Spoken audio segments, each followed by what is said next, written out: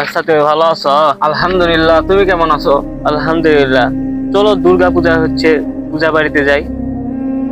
দুর্গা পূজাতে তো যাওয়া যাবে না। কেন? ধর্ম যার যার, উৎসব নাকি সবার? না, ধর্ম যার যার, উৎসব তার তার। ওরাই দুর্গা পূজাতে আমাদের আল্লাহর সমকক্ষ একজনকে দাঁড়িয়ে দিয়েছে, যা সম্পূর্ণই শিরক। সেই শিরকে যদি আমরা মুসলমানরা যাই, আল্লাহ আমাদেরকে কখনোই ক্ষমা করবে না।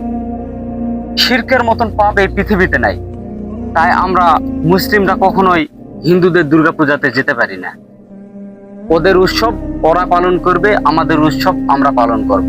আল্লাহ তাআলা সম্পূর্ণভাবে কোরআনে নিষেধ করে দিয়েছে, তোমরা অন্য কোনো ধর্মের অনুষ্ঠানে যেও না, তাদের উৎসব তাদেরকেই তোমরা পালন করতে দাও, তোমরা ওর থেকে বিরত থাকো। আচ্ছা, তাহলে তো আমরা ওদেরকে নানান ভাবে সাহায্য সহযোগিতা করতে পারবো।